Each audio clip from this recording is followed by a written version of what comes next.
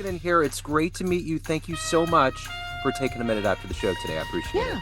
Yeah, absolutely. You bet. So before we get into your work, I want to know this. Yeah. I've tried to put this question to rest, but it's still such a part of our lives. 5 years ago, this pandemic, we were grappling with it. It was changing our lives. So many directions were changed. How did you get through the coronavirus era, and how has it influenced the way that you do things today? Yeah, so that's a great question. For me, I was already when the coronavirus hit, I was working remotely. And so I was already used to kind of being hunkered down at home. I did actually a ton of travel with my job. And the big thing that changed for me was then there was no travel. I think I was in Finland when the whole coronavirus was hitting and there was like talk going on. I think it was like the early stages, and then I remember I was in Cleveland for we had a key opinion leader meeting that was going on, and then that's when it hit. It was like shut down right after that.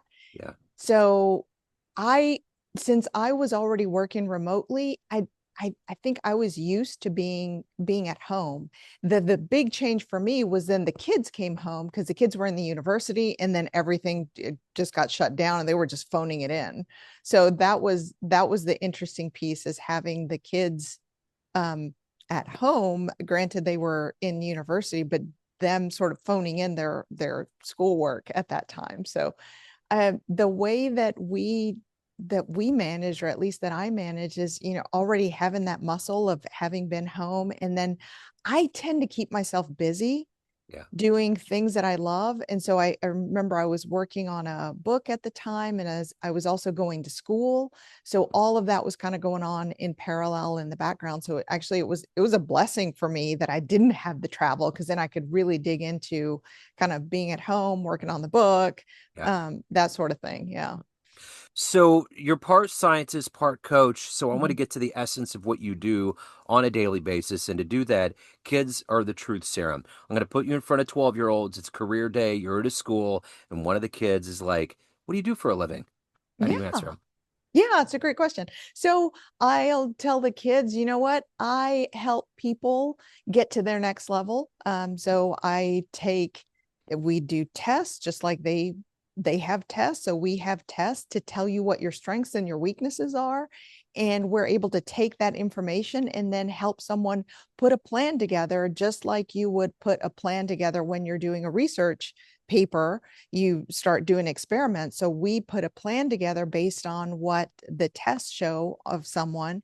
And we then start working that plan so that they can fill their gaps and start hitting where they want to go and hitting their next level, whether that's, in their work, they want to hit that next promotion, or their next, they want to go from where they are currently to now managing people or managing a department or managing a whole organization. So we give them the skills in order that they can get there. So, what did you want to be when you were 12 years old? What was your dream job? Um, at that time, let's see, I was thinking about being a doctor. Yeah. I think space was also on my mind, like science. I was super keen on space. I remember writing NASA asking for, pictures of, Saturn and of the moon and of astronauts. I remember, writing those letters and getting them back from NASA, like Yeah. these amazing images of space, of planets. And so that was top of mind, but I also had in my mind of like, ooh, doctors, they make a lot of money. Like that would be kind of cool. Yeah. So it's kind of in both realms. It's amazing. When I was growing up in the 80s, I would write letters all the time to people for Mhm. things. I did baseball cards and I would try to get autographs. Oh, cool. I was amazed at how many people would reply. We used to even have little like fundraising auctions when I was a kid. And I remember Ronald Reagan sent an autograph picture of him and Nancy on the dock. I'll never forget it. And I was like, how did we do that? And it's like, but it was a different era. There was a level of like autograph hunting and all of these things that are got nefarious and out of hand. Like they would just respond, like with NASA. Like who would have thought that the space agency in America would reply to a kid, right? You know? but they Yeah, it was did. wild. Yeah, it was wild. They did. And it was the best thing. Like going to the mailbox and like, Oh yeah. I got a mail from Yeah. NASA. Are you kidding? It's the best. Yeah. So, let me ask you this. Are you from Dallas originally? From Chicago. My folks lived in Chicago, but I've been here since I was about five-ish. So how did this happen? You go from wanting to be in space to being a doctor to being a coach and scientist and helping people chart their path. How did all of this evolve and That's become who a you are? Yeah, that's a wild question. It's been a wild ride and a wild journey. So I was always really good at math and science, and I my parents were both blue collar workers. So I had no exposure to, I knew what a doctor did and I knew what like NASA did, just because I was watching the news. But aside from that, I had no idea what engineers did. And when I was going to school, I was really good, like I said, math, science, hit it, but I didn't know what they did. Like I knew they were like space scientists, but I was talking to I think it was my algebra teacher in high school because I was just pegging all my grades, right? And so I was asking her, like, well, what's like the hardest thing to do? And so she had said, electrical engineering is pretty tough. And so I'm like, okay, I'll do that. So then I went to school and essentially I did electrical engineering and graduated, and then I went to working in telecom. I ended up working for a mobile phone company, and that was Nokia. If you remember the big Oh old yeah. brick phones, the ones that still work today, right? Uh-huh. Like you could drop them down a cement whatever hauler, run it over, and it would still work, right? It was these huge phones. Anyway, I went to work there, and then I was kind of climbing and doing my thing, but I kind of hit a wall, and I was not, I wasn't being stimulated anymore. And so I remember I had this dream of like, ooh, do I want to go back and be a doctor? Like I could still do it. I had been working for a while, but I'm like, I could still do it. And then I had this idea. What a lot of what I did was systems engineering. I'm a very system wide thinker. So I think in strategy, I think in, end to end sort of terms. And so I started thinking like, oh, well, the human body is a system. What if I took my engineering knowledge and applied it to the body?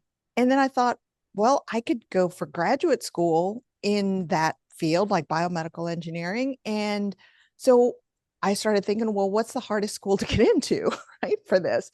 And it was Mayo Clinic, is what I ended up with. And I was like, well, let me apply, right? And so I applied. They interviewed me. They flew me up there, and I was like, I got in, and I was like, holy smokes, I got into the Mayo Clinic. This is wild.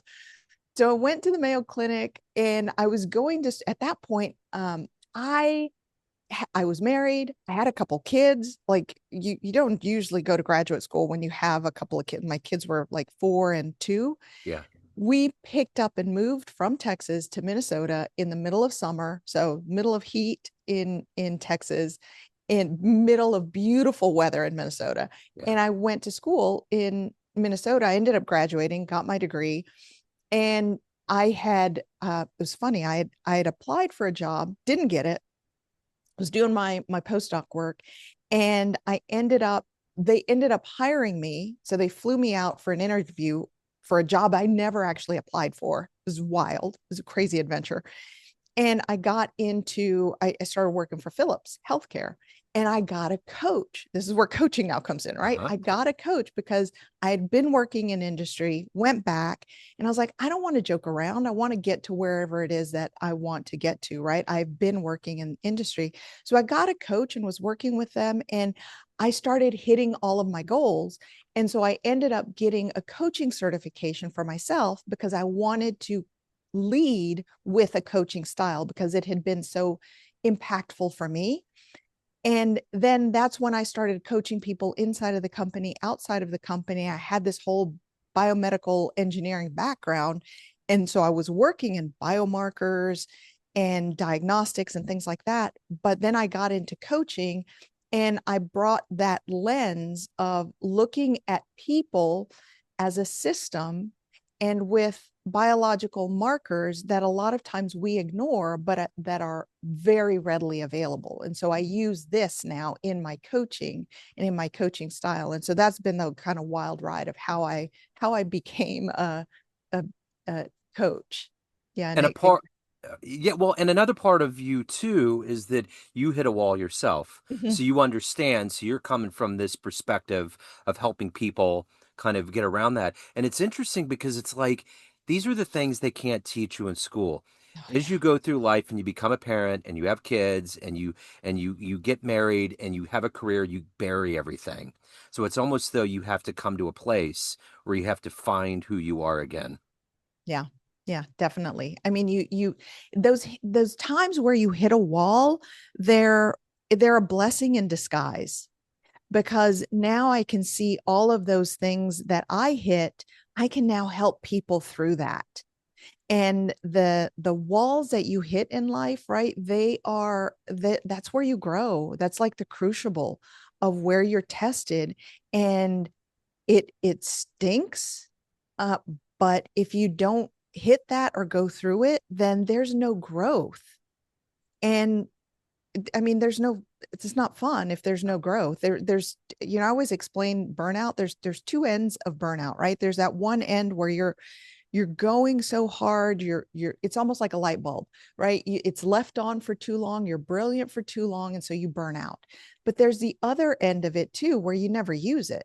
And Yeah. that's also a type of burnout, right?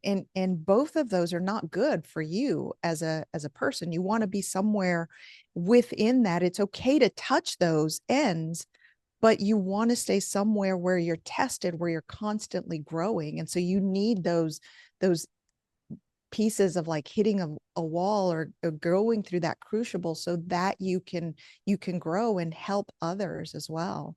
Yeah. So who's been that inspirational force or that hero in your life that's allowed you to navigate and find your path today? Yeah, I hands down it would be my husband. Yeah. It was my husband who every time I'd walk into a room and think, oh my gosh, that's the CEO. I can't go talk to him. Right. We were having a Christmas party and I'm like, and my husband was always, he puts his, pants on one leg at a time. Right. So he'd walk up there and introduce himself, introduce me. And it was his constant belief where I'd go, I kind of want to think I want to go get my PhD and I want to apply at Mayo Clinic. Okay, let's do it. Right. And let's pick up, let's move the family. We're going to do it. We had no family in Minnesota. We had no roots. We had nothing. He ended up losing his job while we were in Minnesota and I was going through graduate school Wow. with two little kids, right? With bills to pay. But he's been that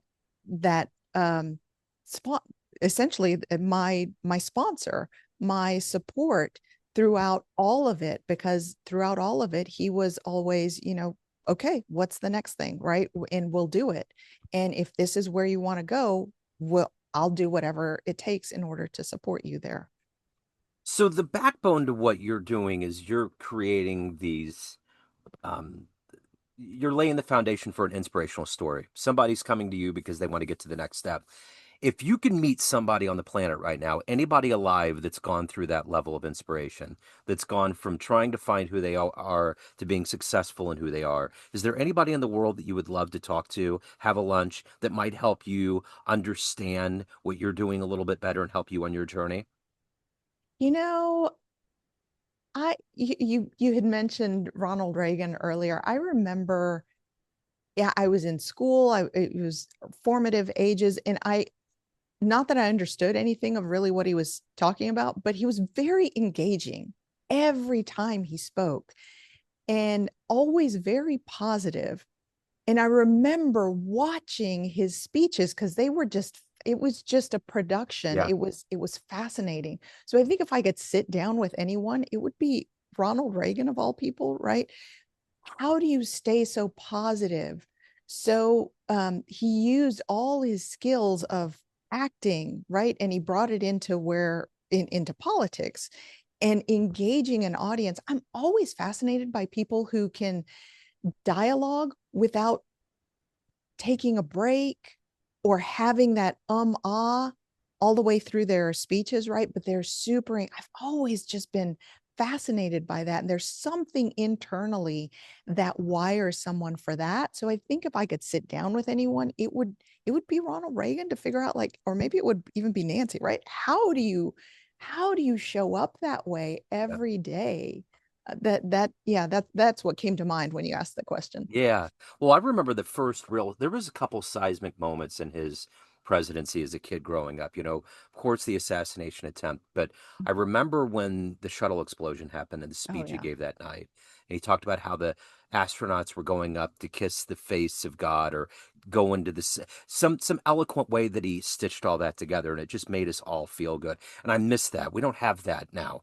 Yeah. We just don't have this benevolent being that brings us in and gives us that comfort we need, like Mhm. we do as a parent to a child.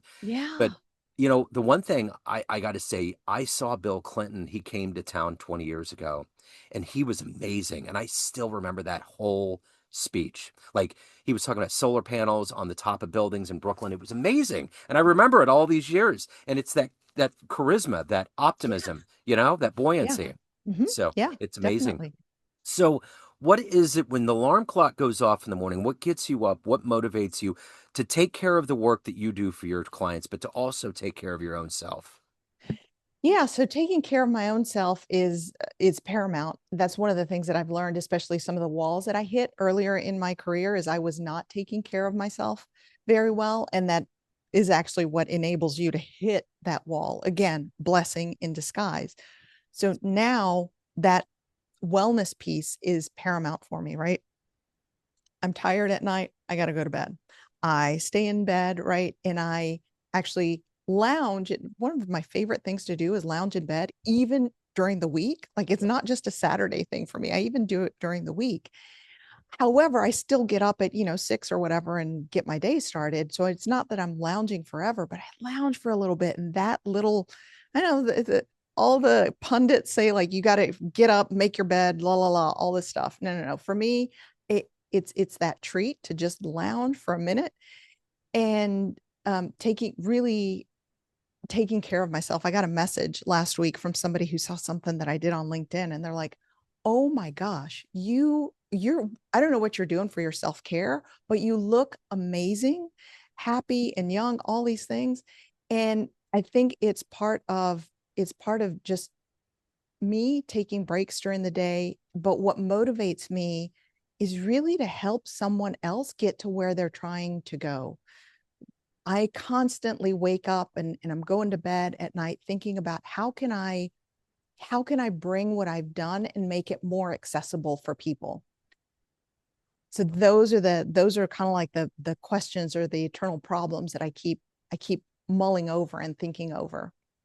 So, if you had a dream tonight, ran into an 18-year-old version of you, and you walked into the room and you had like a big book in your hands, like a coffee table book, and you handed it and said, "This is how your life turned out," would that young version of you believe it?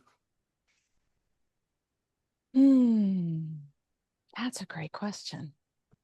Would she believe it? I don't. I think she'd be pretty skeptical Yeah, of. Yeah, I think she'd be pretty skeptical of like who are you? I feel like this is not where my life is going right now. Yeah, yeah.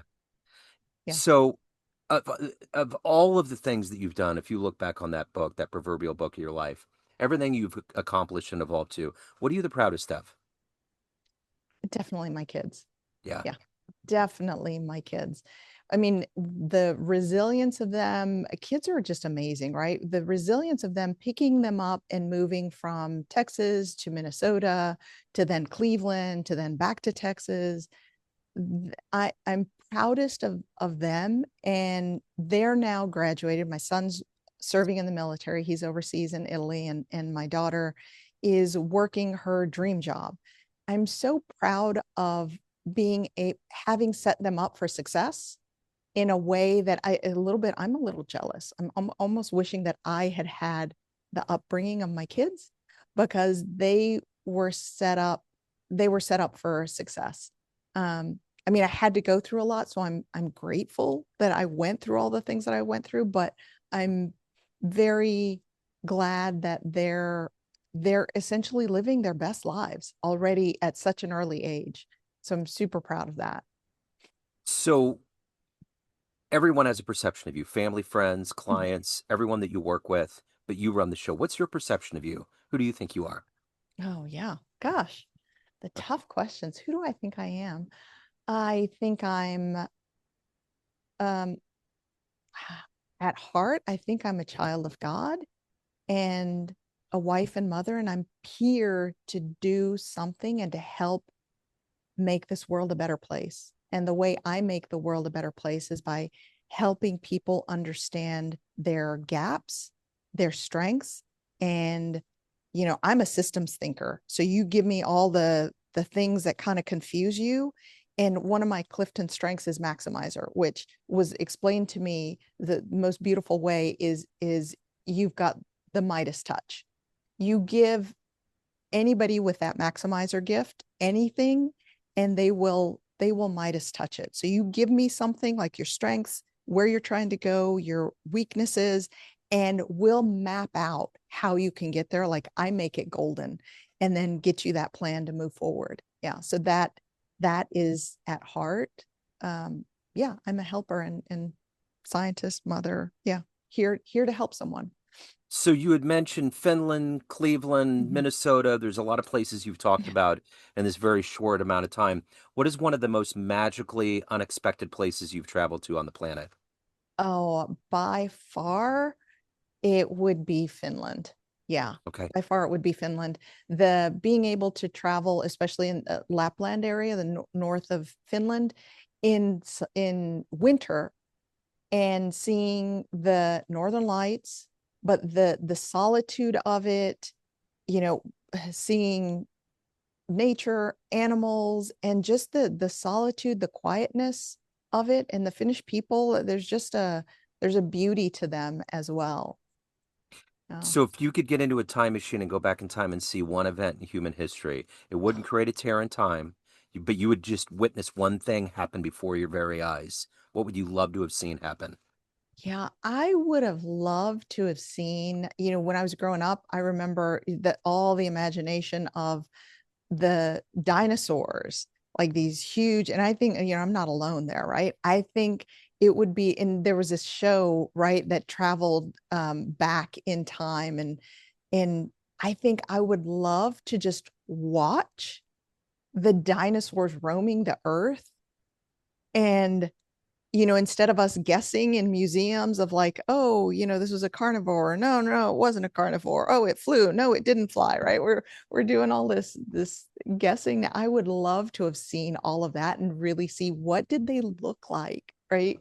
And what were they in their natural environment? Yeah, I think the curiosity in me would love to know that. That would be amazing. So if anyone out there wants to take the next step, hire you, ask questions, any of the good business in your world, where's the best place to go? Yeah, so the best place to go would be to the website. So trustandleadership.com. You can learn about what we do there. Follow me on LinkedIn. I'm constantly, if you're wanting advice on promotions, I have a newsletter where I post your growth down to a science. So I post sciencey things about things that are getting in your way and how to overcome them. So, and I am accessible in the hallways of LinkedIn. I love it. I will put Yeah. all these links in the show notes. Lizette, this has been wonderful. Thank you for your story. Thank you for your time. Best of luck with everything. I appreciate it. Thanks for having me. You bet. Thank you.